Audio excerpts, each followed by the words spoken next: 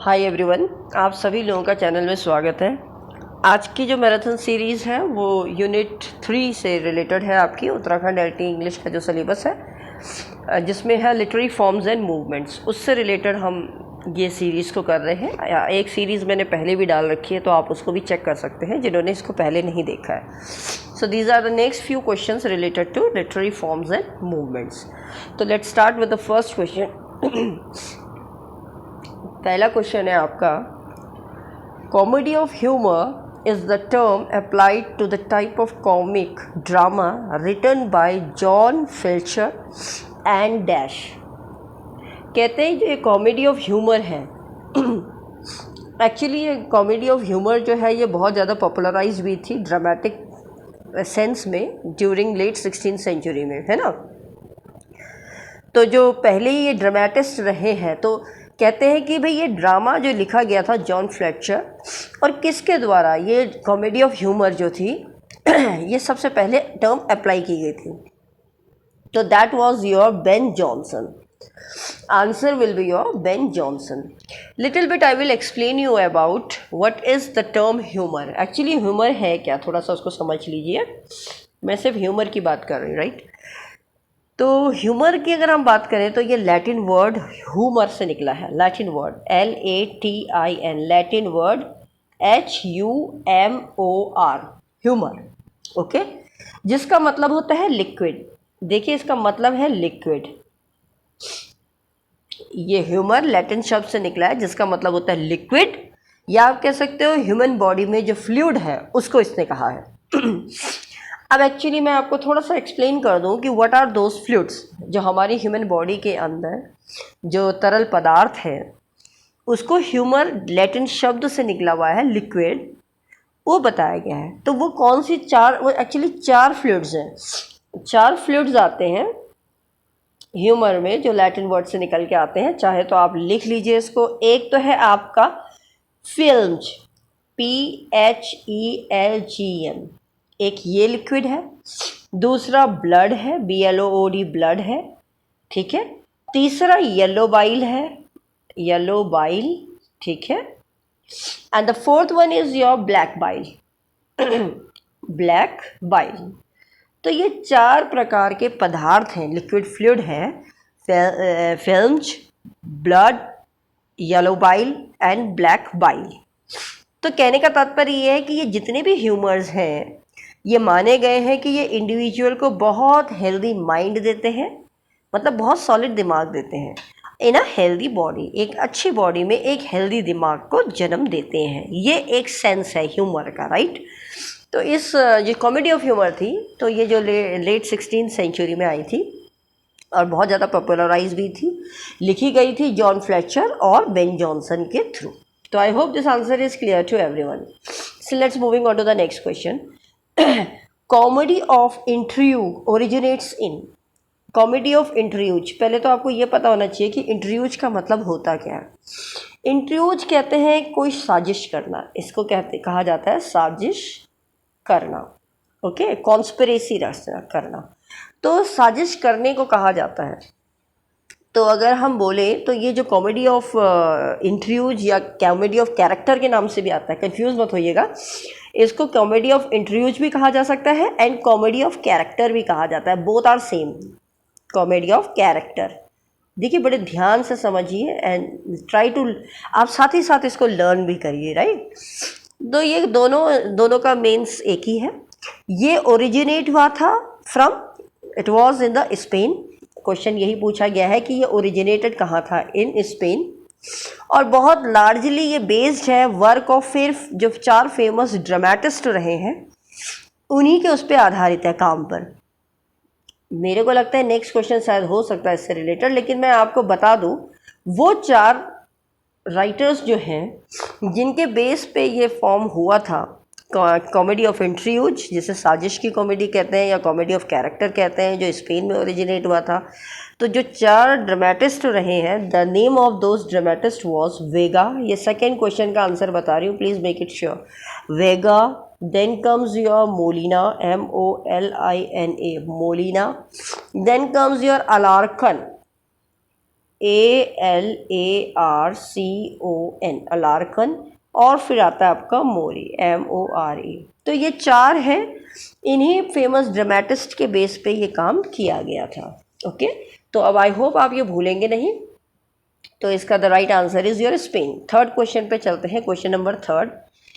Comedy of manners was originated in France with. अब ये जो कॉमेडी ऑफ मैनर्स है ये 17th सेंचुरी में सबसे ज़्यादा रियलाइज की गई थी कि प्लेज में। और अगर हम देखें तो ये प्लेस थे, और ये प्लेस किसके थे, आपके जैसे कह रहे हैं ना फ्रांस में थी, किसके, विथ मॉरली, MOLIERE, मॉलरी, इनके साथ। कॉमेडी ऑफ मैनर्स ओरिजिनेट हुआ फ्रांस में मॉलरी के साथ। 17th सेंचुरी में ये सबसे ज़्यादा रियलाइज़ किया गया इन प्लेस को, ठीक है। और मॉलरी की अगर हम बात करें तो कुछ बहुत फेमस वर्क भी रहे हैं, जैसे एक रहा है the school for wives, the impostor, ये कुछ वर्क्स रहे हैं regarding the comedy of manners, बहुत फेमस वर्क रहे इनफैक्ट। इसके बाद नेक्स्ट क्वेश्चन पे चलते हैं, question number fourth. Who said correction of social absurdities must at all times be the matter of true comedy? किसने कहा कि जो सुधार है सामाजिक बेतुकों में, एब्सर्डिटीज़ को कहते हैं ना, बेतुका है, नॉनसेंस है, कोई सेंसलेस है, उन्होंने कहा इसमें सुधार होना चाहिए। Must at all times be the matter of true comedy. एक ट्रू कॉमेडी के लिए ज़रूरी है कि इसको बार बार क्या करना चाहिए, इसको सुधार करना चाहिए। तो ये बात भी मॉलरी ने ही कहा था। ओके, मॉलरी ने कहा था, याद रखिएगा। इसके बाद चलते हैं क्वेश्चन नंबर 5 पे। Question number 5 is yours. Comedy of manners flourished in a particular period of England. Okay, एक पर्टिकुलर पीरियड ऑफ इंग्लैंड में कॉमेडी ऑफ मैनर्स फ्लरिश किया गया था। Which period it is it. अब वो पीरियड कौन सा था जिस पीरियड में ये बहुत ज़्यादा फ्लरिश हुआ? तो that period was your restoration period, उसको कहा जाता है रेस्टोरेशन पीरियड। ओके, इसको याद रखिएगा, इसको रेस्टोरेशन पीरियड कहा जाता है। इसके बाद नेक्स्ट क्वेश्चन है, किसको कहा जाता है, कौन से पीरियड में सबसे ज़्यादा, कौन से पीरियड में ये फ्लरिश हुआ था इंग्लैंड में? रेस्टोरेशन पीरियड में, comedy of manner. Now moving on to the next question, that is your question number 6। Congreve and Etherege, याद रखिएगा, Congreve and Etherege, CONGREVEETHERGE, Etherege. These are the writers of what? ये कौन सी comedy के writers हैं? ये actually comedy of manners के writers हैं, कॉमेडी ऑफ मैनर्स, याद रखिएगा, कॉमेडी ऑफ मैनर्स के क्या हैं, ये राइटर हैं, ठीक है। अभी इसमें 2 का नाम दिया है, एक और राइटर है, अगर एग्जाम में सपोज तीसरा नाम भी दे दिया जाए तो आपको आना चाहिए Wycherley, WHY, Wycherley, CHERLEY। He was also the writer included in this period. Congreve, Etheridge and Wycherley, ये राइटर हैं कॉमेडी ऑफ मैनर्स के, साथ साथ याद करें। Moving on to the next question, that is your question number 7th। A fanciful images और startling comparison is known as. देखिए, fanciful को कहते हैं काल्पनिक, काल्पनिक, ठीक है, the one which is not real, सपने में है, फैंसी है, काल्पनिक है। स्टार्टलिंग का मतलब भी यही होता है, चमत्कारपूर्ण, मतलब बड़ा ही आश्चर्यजनक, जिसे हम कह सकते हैं। स्टार्टल्ड कहते हैं ना, I was startled with that, I was shocked, मतलब मैं आश्चर्य हो गया। तो ये जो कंपैरिजन है इसको क्या कहा जाता है? तो देखिए, ये एक कंपैरिजन जहाँ आ गया काल्पनिक, या आप कह सकते हो आश्चर्यजनक, तो दैट इज़ योर कंसीट। क्या है ये? कंसीट। तो कंसीट को थोड़ा सा मैं इसके ऊपर वीडियो बना दूंगी, but just for your knowledge I would like to discuss something. Conceit actually होता क्या है? कंसीट एक फैंसीफुल मेटाफर है। मेटाफर आप जानते ही हैं, जब 2 चीज़ों की तुलना की जाती है, दो चीज़ों में कंपैरिजन किया जाता है, उसको मेटाफर कहते हैं। लेकिन फैंसीफुल मेटाफर वो तुलना होती है जिसमें कि आप कहोगे कि दो ऐसी चीज़ें हैं जिसमें तुलना का तो कोई सेंस ही नहीं बनता, मतलब यू विल बी शॉक्ड कि ये तुलना करी तो करी कैसे, इसका तो कोई मतलब ही नहीं निकल रहा तुलना करने का। इसीलिए तो इन्होंने बोल दिया फैंसीफुल और स्टार्टलिंग कंपैरिजन। अब आपको मेटाफिजिकल पोएट जॉन डन याद होंगे। जॉन डन का एक वर्क है अ वेलेडिक्शन फॉरबिडिंग मॉर्निंग, आप पोयम है उनकी, अगर आपको याद हो। या इनफैक्ट आपने फ्ली भी पढ़ी है जिसमें जॉन डन ने अपनी वाइफ के लिए कहा एक मक्खी हम मेरे को भी काट दे तुम्हें भी काट दे, तो समझ लो उन दोनों का ब्लड उस फ्ली में चला गया है and they have now in a relation. तो ये सब चीज़ें मतलब इस तरीके का कंपैरिजन किया। अगर हम वेलेडिक्शन फॉरवर्डिंग मॉर्निंग में अगर हम बात करें तो यहाँ पर आपको याद होगा इस पोयम में उन्होंने दो लवर्स की कंपैरिजन कैसे किया। उन्होंने दो लवर्स का कंपैरिजन जो कॉम्पस होता है कॉम्पस की निडल से कर दिया। Is this a senseful? It really doesn't means a sense. आप अगर सोचो तो कहीं भी दो लवर को उन्होंने रिलेट किससे कर दिया? कॉम्पस की निडल से। Not at all it sounds good also, right? Good तो छोड़िए, कोई देर इज नो कंपैरिजन, बेतुका का कंपैरिजन कर दिया। तो इसी को कहा जाता है conceit, and that is conceit actually, and that is known as a fanciful metaphor. और अगर हम वैसे नॉर्मली बात करें तो कंसीट दो टाइप के होते हैं, एक होता है पेट्रार्कन, एक होता है metaphysical. So you don't have to go in detail with that part right now. आपको मुझे सिर्फ ये प्रश्न समझाना था, तो उससे related conceit what actually it is about, तो ये मैंने आपको बता दिया। Moving on to the next question, question number 8। The struggle between two characters और two forces is known as. देखो, दो कैरेक्टर के बीच में जो संघर्ष होता है आपको भी पता है। अब अगर मैं बोलूँ आपको, जैसे सपोज ये तो हर कैरेक्टर हर उसमें होगा, चाहे आप प्ले पढ़ लो, चाहे आप पढ़ लो, या ड्रामा देख लो, या मूवी देख लो, anything else you are going through, आपको दो विरोध तो मिलेंगे। एक हीरो होगा तो एक विलेन होगा, एक प्रोटेगनिस्ट होगा तो एक एंटागोनिस्ट होगा। तो ये दोनों के बीच में हमेशा एक संघर्ष रहता है। दो कैरेक्टर्स तो कहते हैं ना, अच्छे और बुरे का तो हमेशा। आप आज देख लीजिए, अगर मैं पॉलिटिक्स की बात करूं, then if you come out of the result, तो दो पार्टीज़ हैं, there are plenty of parties, but there is always conflict between the parties who opposes the parties against them. तो कहने का मतलब है आपस में जो दो कैरेक्टर्स के बीच में स्ट्रगल हो, या दो फोर्सेस के बीच में स्ट्रगल हो, तो उसको कहा जाता है कॉन्फ्लिक्ट। क्या कहा जाता है? कॉन्फ्लिक्ट कहा जाता है। ठीक है, आई होप ये आपको क्लियर हुआ होगा। Now moving on to the next question, that is your question number 9th। अच्छा, एक चीज़ मैं और बता दूं आपको, बीच में बोलना पड़ता है because I don't know how many of you see the video till end, तो इसलिए मैं बिटवीन में ही बोल देती हूँ। Most of the students were saying that I have to make the questionnaires for 50 question. देखिए, 50 क्वेश्चन की सीरीज़ में यहाँ नहीं दे पा रही हूँ वीडियो में। अगर आप इंटरेस्टेड हो तो आप PDF चाहते हो तो आपको PDF भी मिल जाएगी। आप अगर टेस्ट लेना चाहते हो, प्रैक्टिस सेट ज्वाइन करना चाहते हो, तो वहाँ आपको प्रॉपर 50 क्वेश्चन की सीरीज़ मिलेगी।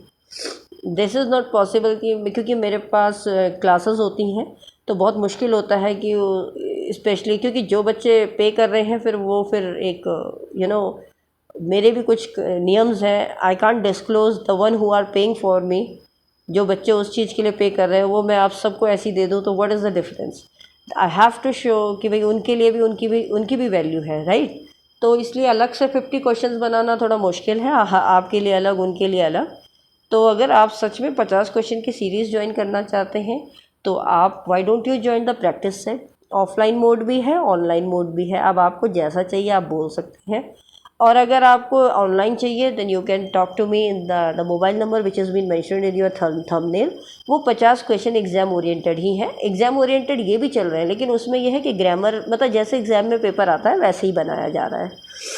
तो अगर इंटरेस्टेड है तो वहाँ आप ज्वाइन कर लीजिए, अगर आपको ऐसा चाहिए तो। इसमें मैं आपको इतना ही प्रोवाइड कर पा रही हूँ, बट आप भी जानते हैं कि nobody is giving you marathon series for UKLD exams, और कोई इतनी मैराथन चलाता नहीं है कि आपको 3-4 महीने आपको इतने क्वेश्चंस फ्री ऑफ कॉस्ट दे दे। टू बी वेरी ऑनेस्ट, आपको मैटर दे देंगे, but MCQ nobody is going to give you, they will charge, and yes of course they have to. इतने लंबे समय तक मैराथन चलाना अपने आप में भी एक वो है कि आप लोगों को इतने क्वेश्चंस का बल्क तो मिल ही रहा है ना। तो आप देख लीजिए, अगर आपको extra you want extra material then you can talk at that number, inquire कर सकते हैं। चलिए नेक्स्ट क्वेश्चन पे चलते हैं, क्वेश्चन नंबर 9th क्वेश्चन है। Okay, we have done this 8th question, conflict था। 9th क्वेश्चन है आपका कॉन्फ्लिक्ट में बी ऑफ 2 काइंड्स। देखो 2 काइंड्स के कॉन्फ्लिक्ट होते हैं, मैं आपको पहले ही बता दूं, आप कंफ्यूज मत होइएगा। एक एक्सटर्नल होता है, एक इंटरनल होता है, टू बी वेरी ऑनेस्ट, ठीक है। और आप भी ये चीज़ जानते हैं, एक्सटर्नल है इंटरनल है। इंटरनल को कह दिया अंदर इनर, और एक्सटर्नल को कह दिया आउटर। ओके, अब आप सोचेंगे मैम यहाँ एक्सटर्नल दिया है तो आपने एक्सटर्नल, तो यही चीज़ मैं समझाऊंगी कि कॉन्फ्लिक्ट में बी ऑफ 2 टाइप्स। अब उसने आउटर बोला है तो बाहर वाला तो उसने बोल ही दिया ना, तो आपको अंदर वाला देखना है, इनर। तो right answer is your A. Moving on to the next question, that is your 10th। Denotation is, denotation क्या होता है? पहले तो आपको मतलब अगर पता चल जाए तो आप ऑटोमेटिकली आंसर्स निकाल सकते हैं। तो किसी भी क्वेश्चन को करने के लिए उसकी क्वेश्चन का अर्थ समझना बहुत ज़रूरी है। और डेनोटेशन का मतलब खुद होता है सेंस, अर्थ, मतलब। तो अगर हम बोले तो accepted meaning of the word, जो एक वर्ड है, एक शब्द है जिसको स्वीकार किया जाएगा, सेंसफुल है, उसका कोई मतलब निकल रहा है, उसी को कहा जाता है डेनोटेशन। डेनोटेशन याद करते जाए। इसके बाद चलते हैं 11th क्वेश्चन पे। 11th क्वेश्चन है आपका the implication of something more than the accepted और प्राइमरीली मीनिंग इज। मतलब कहने का मतलब यहाँ है कि शब्द के मुख्य अर्थ के अलावा अन्य संकेतार्थ भी निकल जाए। मतलब जो उसका मेन अर्थ है उसके साथ साथ कुछ अलग अर्थ भी निकल जाए जो संकेत दे रहा हो, उसको क्या कहा जाता है? ये पूरे इस क्वेश्चन को मैंने हिंदी में ट्रांसलेट कर दिया है। Is that clear? So you can go through it, just a minute. तो ये इसका जो है, ये आपको मैंने हिंदी में क्वेश्चन को ट्रांसलेट कर दिया है। Wait, this is the question which I was talking about, 11th question, ठीक है। तो इसकी हिंदी का मैंने ये मतलब बताया है कि वो शब्द जिसका मुख्य अर्थ तो जो निकल रहा है, उसके अलावा इसका कोई संकेतार्थ शब्द भी है, कोई डिफरेंट मीनिंग भी निकल रहा है, ठीक है। तो उसको क्या कहा जाता है? What is that terminology? तो दैट टर्मिनोलॉजी इज़ कैनोटेशन। याद रखिए, 2 चीज़ पढ़ी आपने टेशन से। एक तो ऊपर पढ़ी डेनोटेशन। डेनोटेशन का मतलब है जिसका सही मतलब है एक्सेप्ट, स्वीकृत, सेंस में निकला जा रहा है। और एक है कैनोटेशन। कैनोटेशन का मतलब है जिसका जो अर्थ तो है उसके साथ साथ कुछ दूसरी और भी वो संकेत दे रहा हो, ठीक है। तो 2 टर्मिनोलॉजी आपको याद हो गई होंगी ना। इसके बाद चलते हैं क्वेश्चन नंबर 12 पे चलते हैं। Then 12th is your an unexpected and sensational turn in a play is known as what. देखिए, आप समझ ही गए वैसे क्वेश्चन को, नहीं समझे तो समझा देते हैं। सपोज़ कोई प्ले चल रहा है, ठीक है, आप ड्रामा देख रहे हो, सपोज़ कोई मूवी देख रहे हो, आप जैसा देख रहे हो आप उससे आकलन लगा रहे हो, इसके बाद ये हो जाएगा, इसके बाद ये हो जाए। लेकिन अनएक्सपेक्टेड, आपको उम्मीद भी नहीं होगी कि मूवी में इतना बड़ा यू टर्न ले लिया, क्लाइमैक्स आ गया, कहते हैं ना क्लाइमैक्स आ गया भाई। तो वही यू टर्न जिसे कहते हैं, वही सेंसेशनल टर्न जिसे कहते हैं, अनएक्सपेक्टेड चीज़ कुछ अगर हो जाती है प्ले में तो उसको क्या कहा जाता है? तो that term is coup de theatre. क्या कहा जाता है? Coup de theatre. अब आपको मैं थोड़ा सा एग्जांपल दूं, that it will be more easier to understand with twist. Actually twist आ जाता है, that gives the twist to a new plot play है कोई, उसमें नया ट्विस्ट आ गया। जैसे मैं बोलूँ आपको, सपोज़ आप मूवी देख रहे हो, और अक्सर आप देखते हैं, तो अगर मुझे नहीं पता, आप पहले तो एक सीरियल आता था, what's the name of that, I forgot the director of that serials, I just forgot it, but वो हमेशा मर जाते हैं उसके कैरेक्टर, और एंड में जब थोड़ा लंबा समय तक वो प्ले चलता रहता है, नाटक चलता रहता है, उसके बाद उसको दिखा देते हैं कि जिंदा है है ना।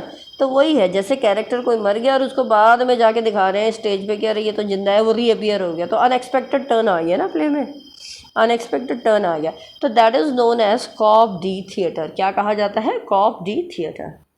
13 पे चलते हैं। It consist of 2 consecutive lines, words rhyming together usually in the same meter, what is it? दो कॉन्सिक्यूटिव, एक के बाद दूसरी लाइन वर्स जो है वो राइम करती हैं एक साथ और वो एक ही मीटर को फॉलो करती हैं, आपको पता ही, दैट इज़ योर कपलेट। क्या है? कपलेट। नेक्स्ट क्वेश्चन है question number 14। Abraham Cowley invented the metrical form of, इन्होंने कौन सा मेट्रिकल फॉर्म इन्वेंट किया था? तो उन्होंने अपने ही नाम से कौविलियन ओड को किया था। ये आसान है तो so no need to explain it in a detail. Question number 15 पे चलते हैं। An article in criticism of a literary work is known as, an article तो आप जानते हैं कोई भी समाचार पत्र है या पत्रिका है या पुस्तिका है, उसमें जो लेख लिखा गया है वो आलोचना पे लिखा गया है, तो उसको क्या कहा जाता है लिटरेरी टर्म में? उसको हम लोग कहते हैं क्रिटिक। क्या कहते हैं? क्रिटिक, है ना। नेक्स्ट इसके बाद आ जाइए आप, नेक्स्ट क्वेश्चन है आपका क्वेश्चन नंबर 16 है। Let's have a look what's the question. The selection and rearrangement, oh sorry, not rearrangement, it's arrangement, selection and arrangement of the words in speech and writing। कहने का मतलब है शब्दों को बोलने का ढंग। इसका जो पूरी लाइन का हिंदी में बता दूं तो इसका कहने का मतलब है शब्दों को बोलने का ढंग, हम कैसे शब्द का चयन करें, दैट टर्म इज डिक्शन। क्या है वो? डिक्शन। नेक्स्ट क्वेश्चन है 17। फोर्सफुल वर्बल अटैक और क्रिटिसिज्म। फोर्सफुल मतलब बौछार है, वर्बल आप सोच रहे हो मौखिक रूप से, अपना जिसे हम कह सकते हैं अपमानजनक भाषण भी कह सकते हो, कड़वा भी कह सकते हो, तो that term is your diatribe. Diatribe, याद रखिएगा। नेक्स्ट क्वेश्चन है आपका question number 18। So let's have a look. Two written और spoken vowels pronounce in a one syllable, एक ही सिलेबल में, ठीक है, क्वेश्चन को थोड़ा समझिए। दो शब्द, टू रिटन और स्पोकन वोवल्स, दो लिखे हुए हो या बोले जाने वाले वोवल्स जो एक ही सिलेबल में हो, मतलब दो स्वरों का एक उच्चारण। इसकी हिंदी क्या है? दो स्वरों का एक उच्चारण। उसको हम क्या बोलते हैं? उसको हम बोलते हैं डिप्थोंग। थोड़ा इसको मैं डिटेल में समझा दूंगी आपको। This is your diphthong. Actually जब हम अल्फ़ाबेट पढ़ते हैं, आप सभी को पता है कितने अल्फ़ाबेट हैं हमारे इंग्लिश में? These are 26, out of which 26 तो अल्फ़ाबेट है और 44 इनके साउंड्स हैं, ध्वनि है। ओके, अगर हम बोले तो 26 में से 5 तो आपके वोवल्स आ गए। ओके, वोवल्स आ गए जिनमें कितनी साउंड्स है, कितनी ध्वनि आती है? 20 ध्वनि आती है। और बाकी बचे 21 जो है वो हमारे कॉन्स्टोनेंट्स हैं जिसमें कि 24 ध्वनि आती है। तो टोटल 44 हो गए ना, 20 और 24। अब हम बात करेंगे, क्योंकि हम वोवल की बात कर रहे हैं, बिकॉज डिप्थोंग की बात आई है, तो ये जो 20 ध्वनि वाले हैं इनमें एक तरफ तो आ जाता है आपका 12 सिंगल साउंड आती है, और एक आती है 8 आती है। अब ये 12 जो है, ये जो 12 है, इस 12 में एक तो हो जाता है मोनोथोंग्स।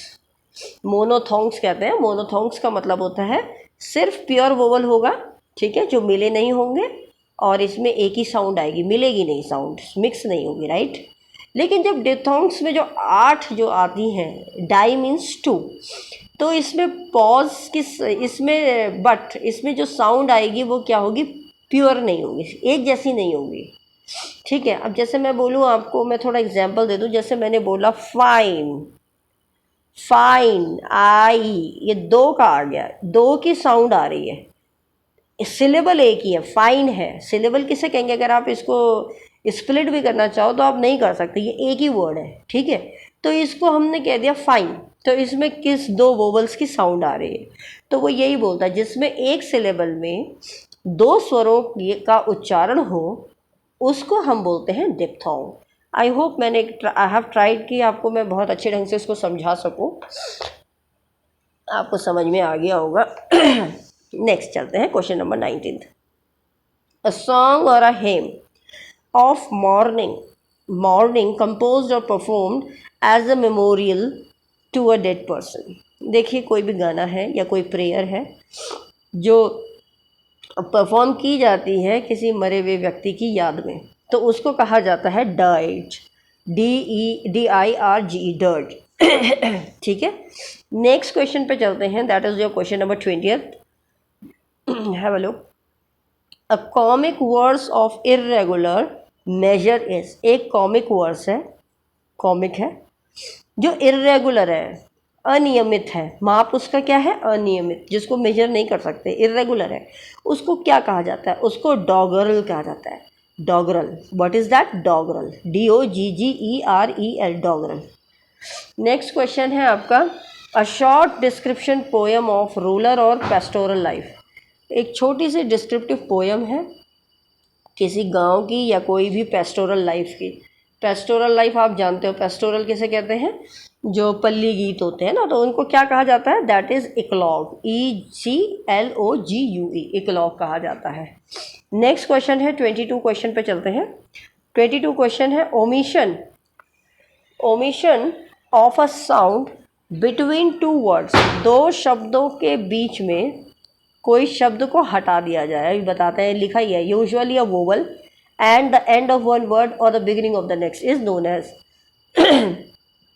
ओमिशन का मतलब होता है हटा देना, तो हटा देना इसको कहते हैं एलिजन, ये टर्मिनोलॉजी है एलिजन। ठीक है, नेक्स्ट क्वेश्चन पे चलते हैं, क्वेश्चन नंबर 23 है आपका, ओमिशन और suppression of parts of words और सेंटेंसेस, मतलब शब्दों के हिस्से या कुछ वाक्य, उनको हटा देना या उनको दबा देना। सप्रेस का मतलब है उसको और कंसाइज कर देना, तो उस टर्मिनोलॉजी को क्या कहा जाता है, उस टर्मिनोलॉजी को कहा जाता है, that is known as your ellipsis, इसको हम बोलते हैं एलिप्सिस, ELLIPSIS, एलिप्सिस। एलिप्सिस क्यों है, देखो ये वर्ड्स है, ये एक पंक्चुएशन मार्क होता है जिसमें 3 डॉट लगे रहते हैं, 1 2 3, तो ये मान लिया जाता है कि रीडर इसको आगे की लाइन को खुद ही समझ लेगा, ये इस तरीके से होता है। तो ओमिशन है, या तो दबा दिया है या तो उस शब्दों को कट कर दिया, इसलिए आगे लिखा ही नहीं कुछ, डॉट डॉट डाल दिया, 3 डॉट डाल दिए, तो उस पार्ट को क्या कहते हैं, एलिप्सिस, ELLIPSIS, ये सब लिटरेरी टर्म्स है। नेक्स्ट 24th क्वेश्चन पे चलते हैं, a correction by amending a correction और रिजल्टिंग फ्रॉम क्रिटिकल एंडिंग।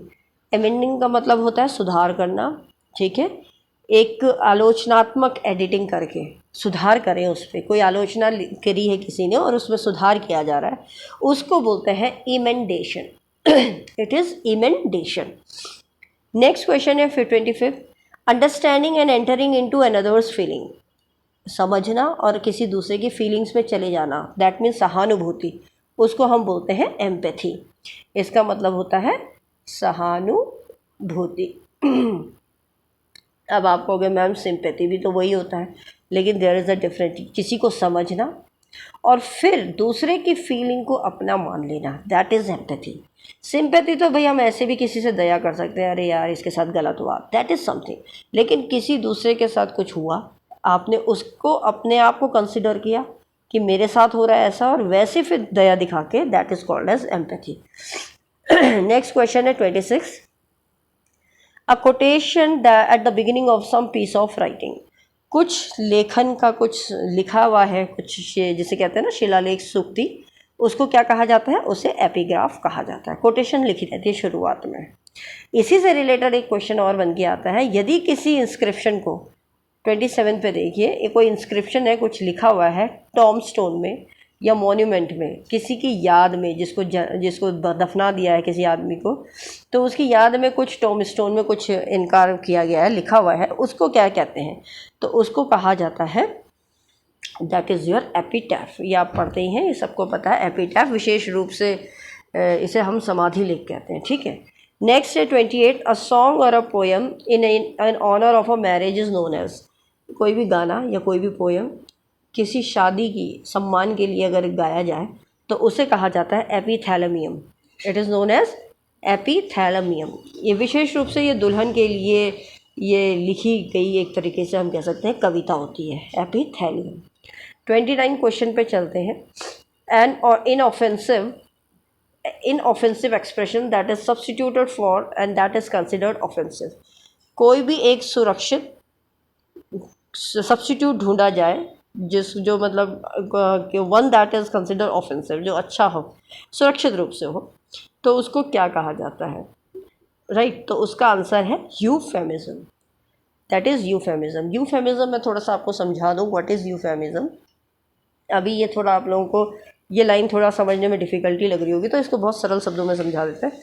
ये एक वर्ड है या एक फ्रेज़ है जिसको, जैसे कहने का मतलब, जैसे आप किसी को कुछ बोलना चाहते हो, अब आप उस किसी इंसान को संबोधित कर रहे हो, तो इस प्रकार से बोलो जिससे कि उसको बुरा ना लगे और वो बोलने में भी अच्छा लगे और उसको सुनने में भी अच्छा लगे और आप बात भी बोल दो, है ना। जैसे हमने बोला senior citizen, SINIOR, senior citizen, हमने बोल दिया। जो वृद्ध लोग हैं उनको हमने सीनियर सिटीज़न बोल दिया।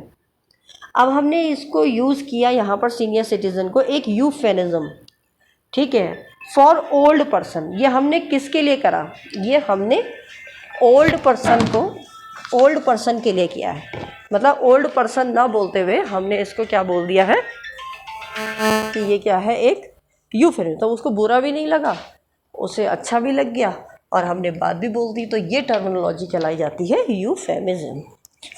आपको शायद समझ में आए हुए होंगे।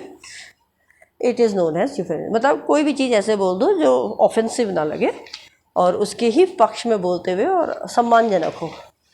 The terminology is known as euphemism. Next चलते हैं, लास्ट क्वेश्चन है हमारा। एनी एग्रीएबल, जिसे हम बोलते हैं प्लीजिंग या हारमोनियस साउंड, कोई भी ऐसी चीज़ जो बहुत मधुर हो और अच्छी लगे, वो ध्वनि, उसको कहा जाता है यूफोनी। EUPHONY, इसको कहा जाता है यूफोनी। आई होप आपको ये सारे आंसर्स क्लियर हुए होंगे, 30 के 30 क्वेश्चंस। इससे पहले वाली वीडियो जिन्होंने अभी तक लिटरेरी टर्म पे देखी नहीं है तो वो मैराथन सीरीज़ में आप देख सकते हैं। मैं इसमें ऊपर हेडिंग डाल दूँगी literary terms, so that it will be easier for everyone to understand what the series is about. तो अगर आप लोग कोई वीडियो अच्छी लग रही है, हेल्पफुल लग रही है, तो प्लीज़ डू शेयर, लाइक कीजिए, सब्सक्राइब कीजिए। जो लोग देख रहे हैं और खाली स्क्रॉल कर रहे हैं, तो प्लीज़ अगर आपको ये हेल्पफुल लगती है तो प्लीज़ इसको ज़्यादा से ज़्यादा लोगों के साथ शेयर करें और सब्सक्राइब करिए। Till then, bye, have a good day, take care, all the best for your, good luck for your preparation.